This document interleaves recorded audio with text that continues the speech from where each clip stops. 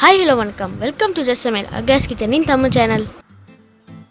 இன்றைக்கி நாம் ஒரு சுவையான பாஸ்தா ரெசிபி பார்க்க போகிறோம். அதோட பேர் பாஸ்தா இன் ரெட் சாஸ். இதுக்கு தேவையான பொருட்கள் நான் டிஸ்கிரிப்ஷன் பாக்ஸில் கொடுத்துருக்கேன், நீங்கள் ஓப்பன் செஞ்சு பார்த்துக்கலாம். அப்படி இல்லை அப்படின்னா என்னோடய வெப்சைட்லையும் நீங்கள் போய் பார்த்துக்கலாம். இதை நீங்கள் இங்கிலீஷில் பார்க்கணும் அப்படின்னா என்னோடய அக்லாஸ் கிச்சன் சேனலில் போய்ட்டு நீங்கள் பார்த்துக்கலாம். வாங்க இதை எப்படி செய்கிறதுங்கிறத நாம் இப்போ பார்ப்போம். இப்போ அதுக்காக ஒரு பாத்திரத்தில் வேண்டிய அளவு தண்ணி ஊற்றிக்கிட்டு கொஞ்சமாக ஒரு 1/4 டீஸ்பூனுக்கு அப்படி உப்பு ஆட் பண்ணிப்போம்.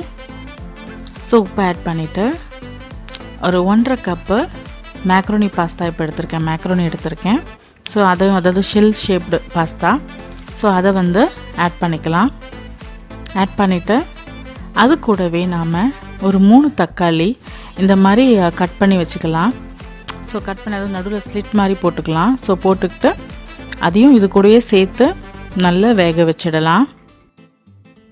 ஆக்சுவலாக தக்காளி நல்லா வெந்துருச்சு அப்படின்னு பார்த்தோம்னா அது நல்லா தோல் உறிஞ்சி வரும். அதுதான் நல்லா வெந்துருச்சுன்னு அர்த்தம். அதே மாதிரி தக்காளியும் தனியாக கூட நம்ம வேக வச்சு எடுத்துக்கலாம். ஸோ தக்காளி தனியாக பாஸ்தா தனியாக நம்ம வேக வச்சோன்னா டைம் அதிகமாகும். அப்படிங்கிறதுனால தக்காளியும் பாஸ்தாவையும் நான் சேர்த்தே தான் வேக வச்சுக்கிறேன். உங்களுக்கு வேணும் தக்காளியை நீங்கள் தனியாக கூட வேக வச்சு எடுத்துக்கலாம். ஸோ எது உங்களுக்கு விருப்பமோ அந்த மாதிரி நீங்கள் பண்ணிக்கலாம். பாஸ்தா எப்படியும் ஒரு 10 to 12 மினிட்ஸில் நல்லா வெந்துடும். அதே மாதிரி தக்காளியும் அந்த அளவுக்கு நல்லா வெந்துடும்.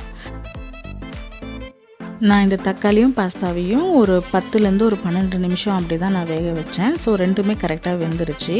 இப்போ நம்ம மூடியை எடுத்துடலாம். இப்போ பார்த்தீங்கன்னா உங்களுக்கு தெரியும், அங்கங்கே தக்காளி நல்ல வெடிப்பு நல்ல குக்காயிருக்கு. இப்போ நாம் பாஸ்தாவையும் பார்த்துருவோம் எப்படி கரெக்டாக குக்காயிருக்கா இல்லையான்னு சொல்லிட்டு. ஸோ பாஸ்தாவையும் கொஞ்சமாக நசுக்கி பார்த்திங்கன்னா கரெக்டாக அதாவது உடைக்க வருது. ஸோ அதுவும் நல்ல கரெக்டான வெந்துருச்சுன்னு சொல்லிட்டு அர்த்தம். இப்போ நம்ம தக்காளியை தனியாக எடுத்து வச்சிடலாம். அது கொஞ்சம் நேரம் ஒரு 5 மினிட்ஸ் அந்த மாதிரி ஆறட்டும். ஏன்னா சூட்டில் உரிக்க முடியாது தோலை, அதனால் கொஞ்சம் நேரம் அது ஆறட்டும் நல்லா. ஓகே, நான் இப்போ தக்காளி ஒரு 5 to 10 மினிட்ஸ் நல்லா ஆற வைக்க போகிறேன். ஸோ அதுக்குள்ளே இந்த பாஸ்தாவை நான் நல்லா தண்ணியை ஃபில்டர் பண்ணி அதையும் நான் எடுத்து வச்சுக்க போகிறேன். ஓகே, இப்போ ஒரு 6 to 7 மினிட்ஸ் மேலே ஆயிருக்கும். இப்போ தக்காளி பார்த்திங்கன்னா எனக்கு நல்லா உரிக்க வருது. கொஞ்சம் சூடாக தான் இருக்குது, பட் இருந்தாலும் அதை நான் தோலை எடுக்க வந்தால் ரொம்ப ஈஸியாக உரிக்க வருது பாருங்கள், உங்களுக்கே தெரியும். இப்போ அந்த தக்காளியை நான் கொஞ்சம் சின்ன சின்ன பீஸாக கட் பண்ணிக்கிறேன். மிக்சியில் அரைக்க போகிறோம் இல்லைங்களா, அதனால் கொஞ்சம் சின்ன சின்ன பீஸாக கட் பண்ணிக்கிட்டேன். ஸோ அதை இந்த மாதிரி நம்ம மிக்சியில் போட்டு நல்லா கிரைண்ட் பண்ணி எடுத்துப்போம். உங்களுக்கு வேணும்னா கொஞ்சமாக தண்ணி ஆட் பண்ணிக்கலாம். ஆட் பண்ணிவிட்டு நல்ல தக்காளி சாஸ் மாதிரி எடுத்து வச்சுக்கலாம்.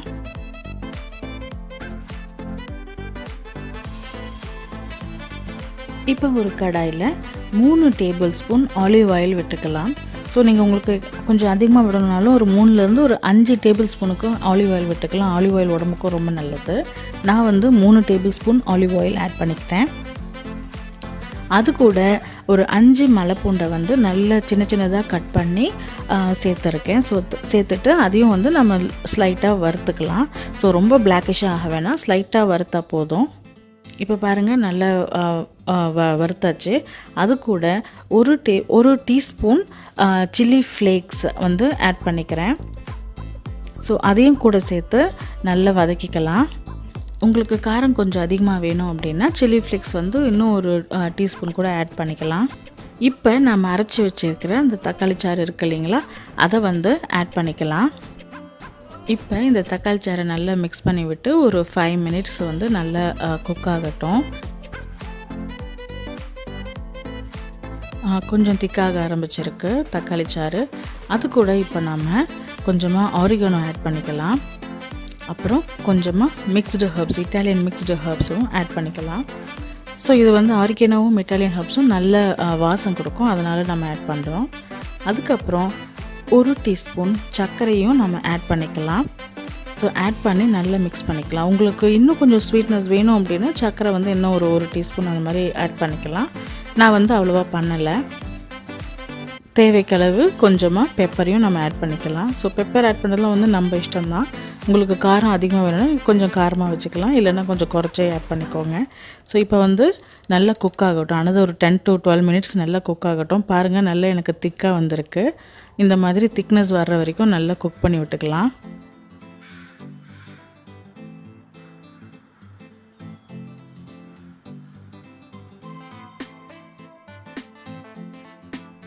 இப்போ நல்லா திக்காயிடுச்சு.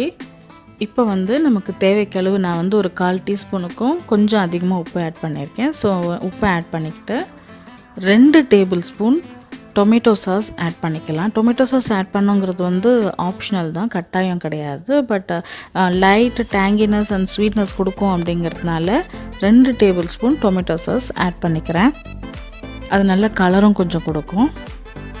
ஸோ பாருங்கள், கொஞ்சம் இன்னும் நல்லா திக்காக ஆரம்பிச்சிருக்கு. கலரும் வந்து இன்னும் கொஞ்சம் நல்லா ரெட்டிஷாக ஆரம்பிச்சிருக்கு. ஸோ அதனால் வந்து ஆட் பண்ணி இந்த மாதிரி நல்லா மிக்ஸ் பண்ணி விட்டுக்கலாம். ஸோ இந்த பதம் தான் கரெக்டானது. ஸோ இப்போ பார்த்திங்கன்னா அது லைட்டாக ஆயிலும் வந்து சைடில் வெளியே வர மாதிரி இருக்கும். ஸோ இந்த சமயத்தில் நாம் ஃபில்டர் பண்ணி வச்சுருக்கிற பாஸ்தாவை வந்து ஆட் பண்ணிக்கலாம்.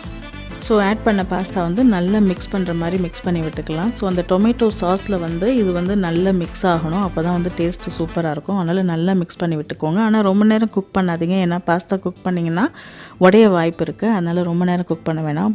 பாஸ்தா ஆட் பண்ணிவிட்டு ஒரு 2 to 3 மினிட்ஸ் நல்லா மிக்ஸ் பண்ணிவிட்டு ஸ்டவ் வந்து ஆஃப் பண்ணிவிடுங்க. உங்களுக்கு வேணும் அப்படின்னா இது மேலே நீங்கள் வந்து கொஞ்சமாக பார்ஸ்லி லீவ்ஸ் வந்து தூவிக்கலாம். பார்ஸ்லி இல்லை அப்படிங்கிற பட்சத்தில் கொஞ்சமாக கோரியண்டர் லீவ்ஸையும் நீங்கள் வந்து மேலே தூவி சும்மா டெக்கரேட் பண்ணுற மாதிரி தூவிக்கிட்டால் கரெக்டாக இருக்கும்.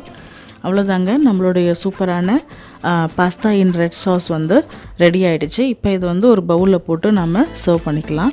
நீங்கள் குழந்தைங்களுக்கு கொடுக்குற மாதிரி இருந்தால் இது மேலே வந்து ஸ்லைட்டாக மொசரல்லா சீஸ், அப்படி இல்லை அப்படின்னா பார்மேசன் சீஸ் வந்து போட்டு சர்வ் பண்ணலாம். நான் வந்து ஜஸ்ட்டு பார்மேசன் சீஸ் போட்டு சர்வ் பண்ண போகிறேன். இந்த பாஸ்தா இன் ரெட் சாஸ் வந்து ரெசிபி எவ்வளோ ஈஸின்னு பார்த்துட்டிங்க இல்லைங்களா? இதை வீட்டில் நீங்கள் செஞ்சு பாருங்கள். அதே மாதிரி இதை வந்து நீங்கள் மார்னிங் பிரேக்ஃபாஸ்ட்டாவோ இல்லை ஈவினிங் டின்னருக்கோ நீங்கள் சர்வ் பண்ணலாம். நீங்கள் செஞ்சு பார்த்துட்டு எப்படி வந்ததுன்னு எனக்கு கமெண்ட் பண்ணுங்கள்.